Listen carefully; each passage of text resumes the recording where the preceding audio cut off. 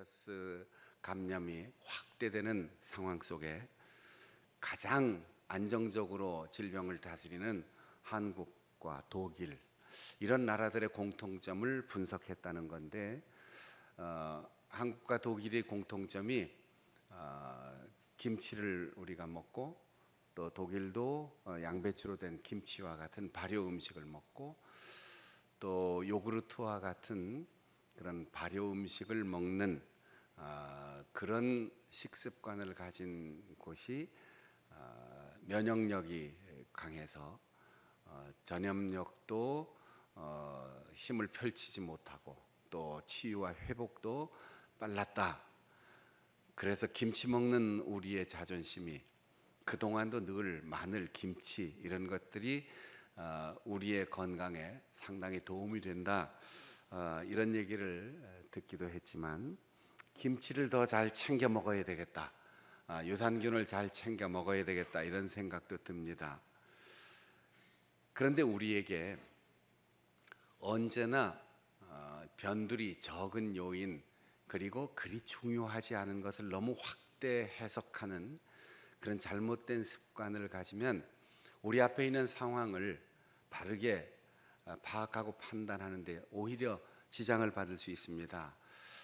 정성껏 준비된 맛있는 음식을 먹고 오늘 고춧가루가 참 좋아서 음식이 맛있네 이러면 땀 흘리고 준비한 아내에게 굉장히 미안한 말, 신뢰를 하는 게 되는 거죠. 김치를 먹고 발효유산균을 먹는 것이 평소에도 면역력 증강에 도움이 되겠지만 우리나라나 독일이 이 어려운 세계적인 상황에서 많은 사람들이 감염되지 않고 또 잘 치료하고 회복하고 대처한 것은 김치를 먹었기 때문이 아니고 유산균을 잘 먹었기 때문이 아니고 전 세계 어느 민족 어느 나라와 비교해도 견줄 수 없는 의료진들과 공무원들의 전적인 사명감 가진 헌신이 있었고 온 나라 국민들이 그 방역 수칙을 잘 따라서 질서를 지킨 사회적 질서의식의 그 공감에 의해서 그런 사회적 수칙을 잘 지키는 국민들의 높은 의식 수준에 의해서 우리가 이렇게 잘 극복하고 있는 거죠. 이게 가장 중요한 거예요.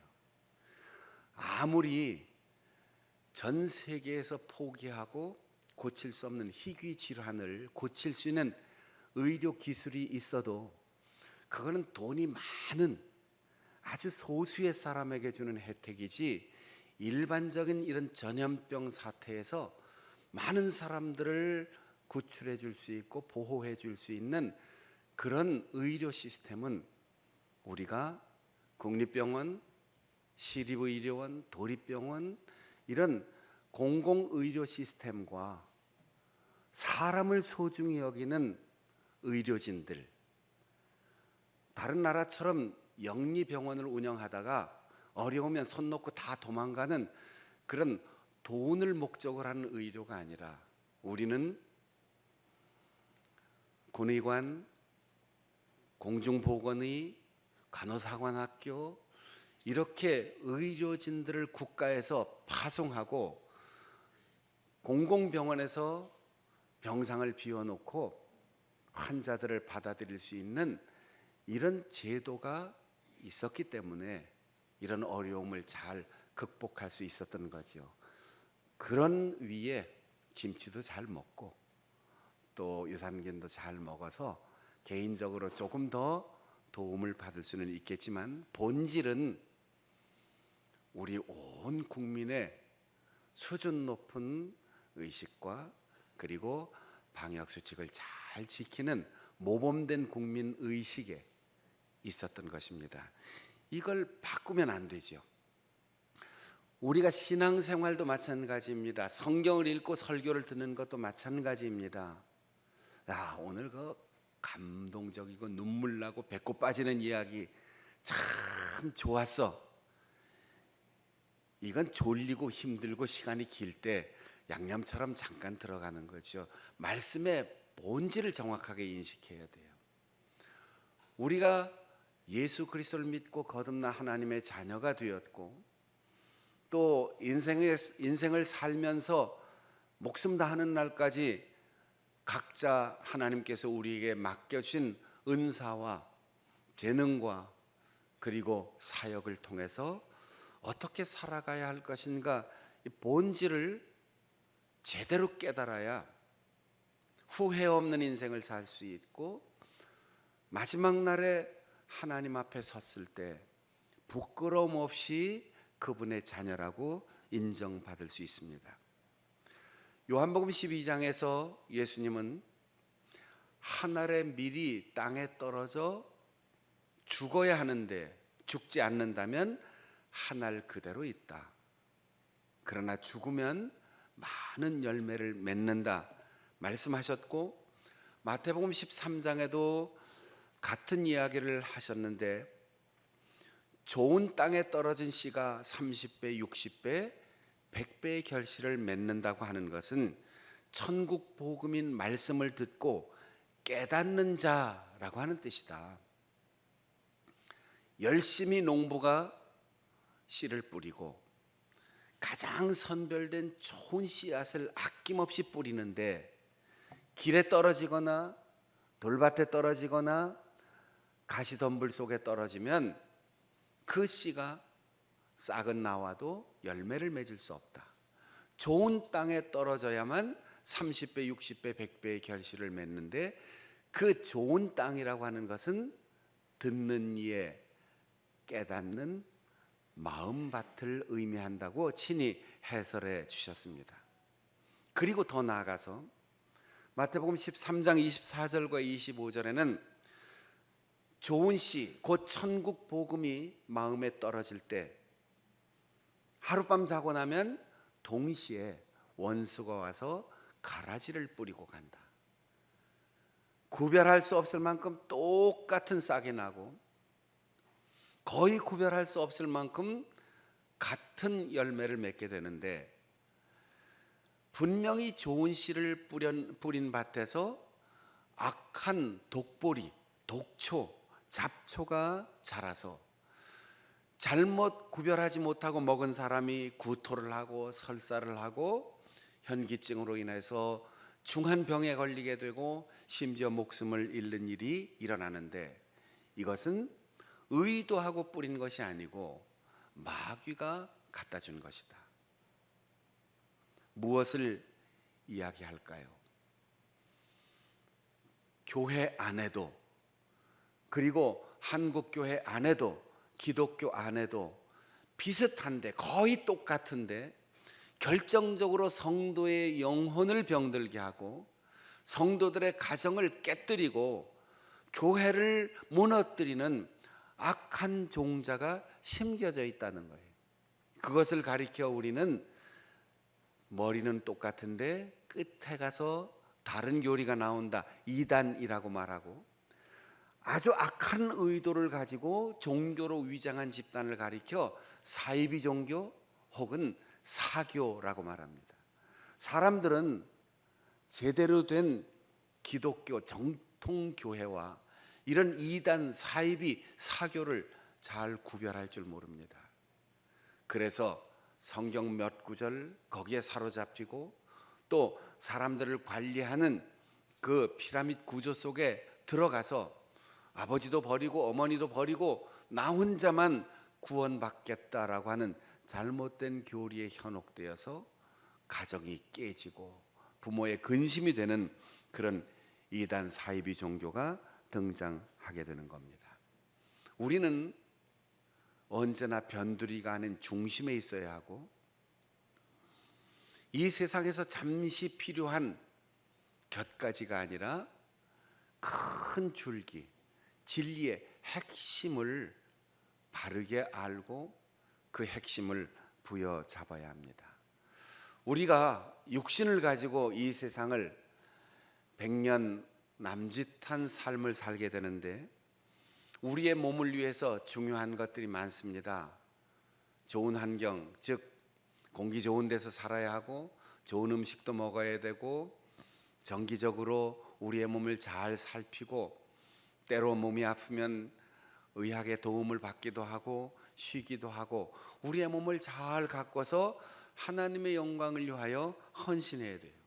그러나 육신의 욕심을 따라서 육신의 정욕에 끌려서 가장 영원한 우리의 인생의 가치, 영원한 생명, 하나님의 나라를 잊어버리면 안 된다는 거예요.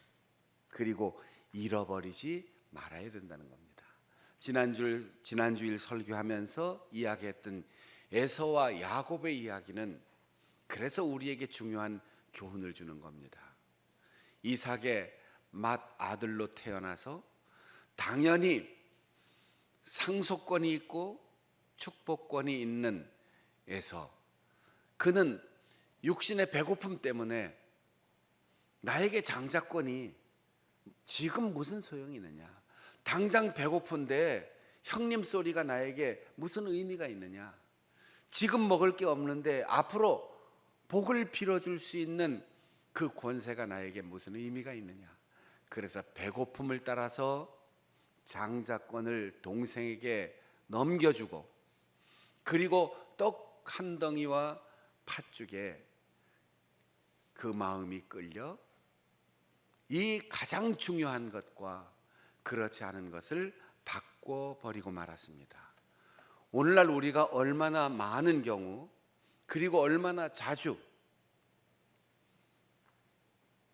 눈에 보이지 않는다는 이유로, 당장 급하다는 이유로, 그리고 한 번뿐인데 조그만 것인데 이번만, 그리고 육신의 소욕에 끌려서 영원한 것을 상실하는 경우가 있습니까?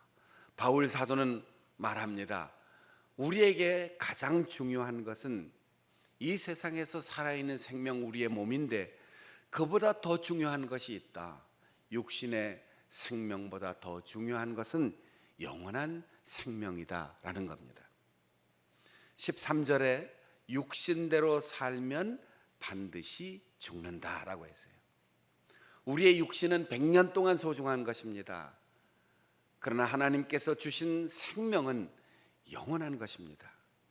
육신대로 살면 반드시 죽는다. 이건 정해진 이치예요. 우리 모두가 다 언젠가는 죽을 겁니다. 100년을 살든 120년을 살든 우리의 몸은 흙으로 돌아갈 것입니다.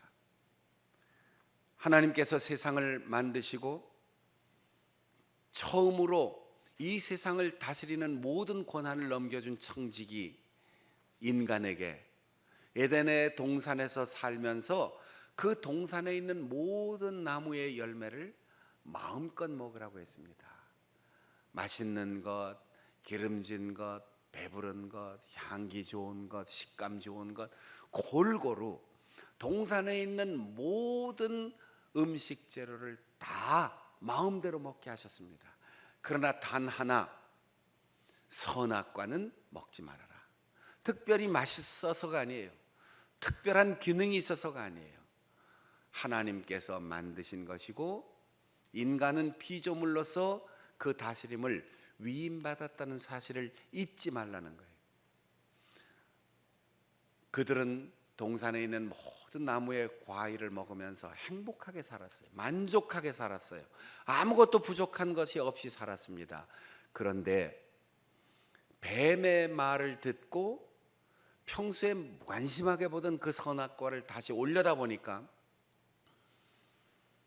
정말 볼만하고 먹으면 기가 막히게 맛있을 것 같고, 그걸 먹으면 눈이 확 밝아져서 세상 모든 사물을 꿰뚫어보고 하나님처럼 지혜가 있는 그런 세상에 다시 없는 존재가 될 것 같은 착각이 들었습니다. 예수님의 사랑받은 사도 요한이 편지를 쓰면서 이런 얘기를 했습니다. 요한일서 2장 16절인데 세상에 있는 것들을 사랑하지 마라. 세상에 있는 모든 것이 육신의 정욕, 안목의 정욕, 이 생의 자랑, 이 세상에 있는 모든 것은 육신의 쾌락을 추구하는 것이고 눈으로 보고 즐거운 것이고 이 땅에 있는 삶, 몸의 것이든 명예의 것이든 잠시뿐인 것을 자랑하는 오만한 삶을 살게 하는 것이니 이 땅에 있는 것을 하나님께서 주신 것으로 알고 잘 사용하되 그것을 사랑하지 말라고 했어요. 육신의 정욕, 안목의 정욕, 이 생의 자랑, 이것이 다 하나님께로부터 온 것이 아니고 세상에서 온 것이다. 하나님은 우리에게 영원한 생명을 주셨고 이 세상은 흙에서 온 우리에게 유한한 생명을 유지하게 할 뿐이다라고 말하는 것입니다. 예수님도 이 땅에서 처음으로 사역을 시작하면서 동일한 시험을 마귀에게 받으셨습니다. 아무리 구세주라 할지라도 하나님의 아들이라 할지라도 좋은 일을 하려면 먹고 힘내야 되지 않겠소?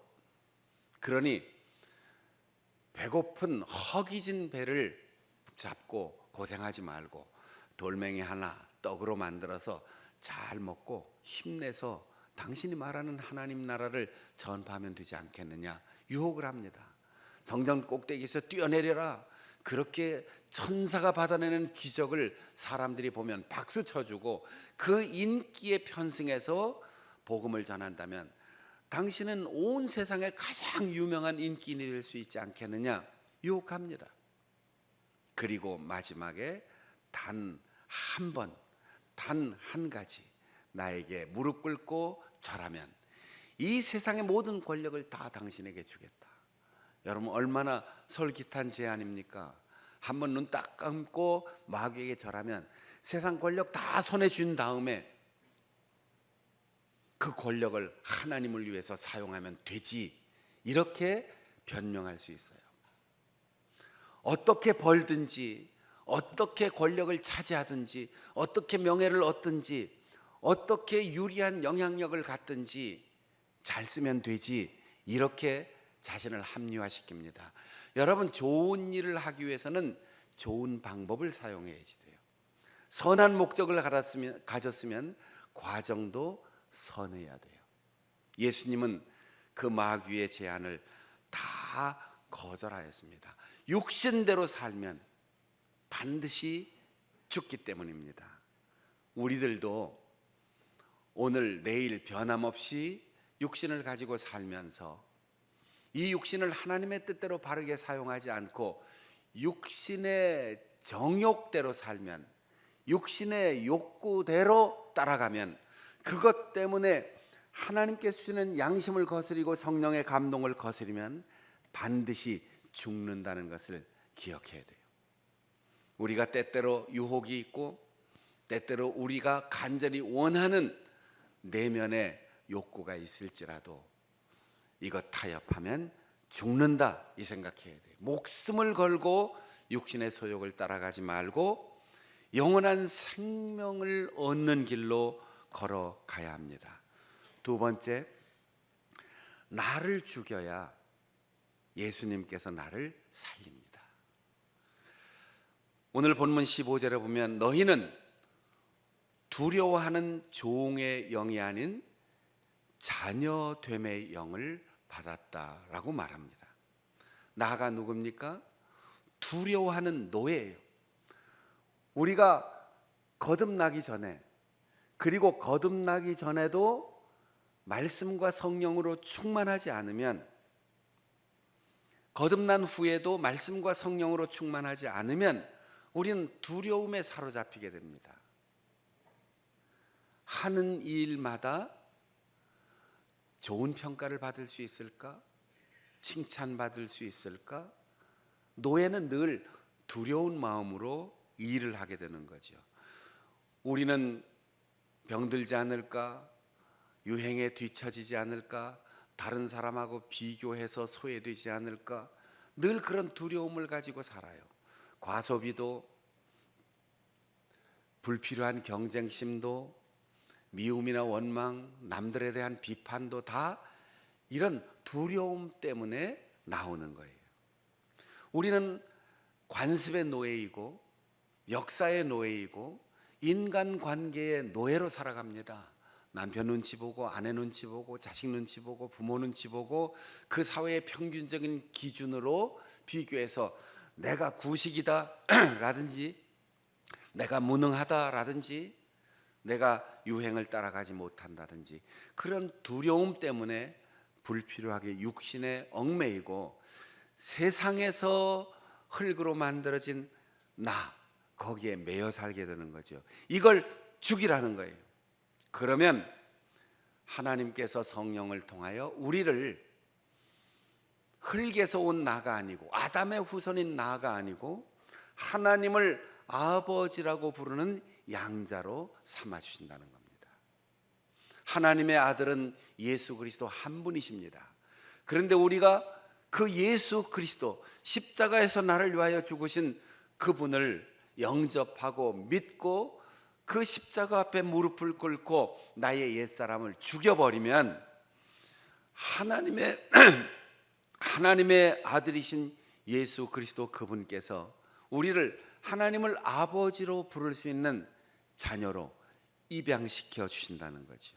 17절에 외아들이신 예수께서 우리를 상속자로 삼아 함께 영광스러운 신분의 행복을 누리게 하셨다라고 말하면서 22절에 우리가 바라는 것은 썩어짐의 종로릇에서 해방되어 하나님의 자녀의 영광의 자유에 이르는 것이라 라고 말했습니다.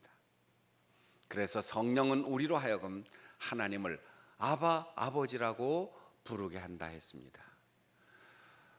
예수님의 시대에 아마도 예수님과 그 제자들이 썼다고 짐작되는 아람어로는 우리말의 아버님 이런 존칭으로 파테르라고 하는 단어를 쓰고 우리 어린아이들이 아버지에 대한 절대 의존 감정을 가지고 무한 신뢰를 보내는 언어 아빠라는 언어가 있는데 묘하게도 우리나라 말하고 발음이 같아요.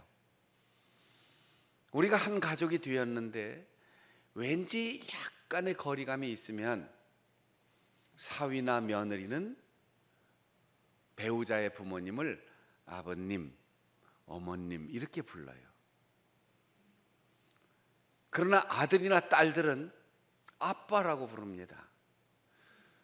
우리가 양자가 되어 하나님의 자녀로 입양이 되고 육신의 나, 과거의 흙에 속해 있던 나를 완전히 죽여버리고 거듭나면 하나님께서는 성령을 통하여 우리에게 아빠라고 불러라 이렇게 말씀하신다는 거지요. 여러분, 하나님을 아직도 아버님 이렇게 거리감을 두고 기도하는 우리 성도들은 없습니까? 어린 아이의 언어로 아빠라고 부르는 마음을 가지고 있다면 우리는 하나님께로 더 가까이 나아갈 수 있습니다. 나를 죽이고 하나님을 아빠라고 부를 수 있는 자녀로 거듭나고 성령으로 그 확신을 가지고 주님의 이름을 부를 수 있는 우리 성도들이 되시기를 바랍니다. 이곳에 나와서 대표 기도를 하거나 또 가정에서 예배 인도할 때 아빠 이렇게 부르기가 참 어색할 텐데 그 마음을 가져야 된다는 거죠. 한번 연습 좀 해볼까요? 조용히 하나님 이렇게 아버지, 아버님, 하나님 아저씨, 하나님 아버님 이렇게 부르지 마시고 따라해 보겠습니다. 아빠, 아빠, 아빠. 우리 하나님을 그렇게 부르면 무한한 자유가 온다는 거예요. 이게 성령의 감동을 받지 않고는 이렇게 부를 수가 없다는 거죠. 세 번째로 죄를 죽여야 성령으로 삽니다. 13절과 14절에는 영으로 몸의 행실을 죽이면 산다. 하나님의 영으로 인도함을 받는 사람은 곧 하나님의 아들이다 라고 하였습니다. 여러분은 육신의 욕심을 따라서 인도함을 받고 살아가고 있습니까? 아니면 텔레비전 뉴스의 인도함을 받고 있습니까? 사회적 관습과 직장의 요구에 따라 살고 있습니까? 체면 때문에 살고 있습니까? 명예 때문에 살고 있습니까? 물질 때문에 살고 있습니까? 우리를 얽매이고 우리를 얽어매고 하나님을 등지게 하고 예수의 이름을 부르지 못하게 하는 것은 바로 죄입니다. 부끄러움이 있으면 하나님 앞에 얼굴을 들 수가 없어요. 육신의 욕심을 따라 살다가 교회 나와서 자유롭게 하나님 앞에 가까이 갈 수가 없습니다. 그래서 매 순간마다 나를 유혹하고 흔드는 죄를 죽여야지 돼요. 그리고 하나님 앞에 예배하고 말씀을 읽고 말씀에 귀를 기울일 때 그 전에 우리가 죄를 죽이고 고백하고 버리고 하나님 앞에 아빠 그렇게 부르는 마음으로 산다면 하나님께서 너는 내 아들이다, 너는 내 딸이다, 우리는 가족이다. 그래서 어떤 허물과 죄도 다 용서하시고 진정한 행복과 하나님과의 올바른 관계를 누리게 만들어 주시는 것입니다. 이 행복, 이 기쁨, 이 자유, 옛사람을 죽이고 육신의 욕심을 죽이고 죄를 죽이고 예수 그리스도로 말미암아 하나님의 자녀가 되어 성령 충만한 여러분들의 행복과 자유가 될 수 있기를 바랍니다. 기도하겠습니다. 우리 함께 기도할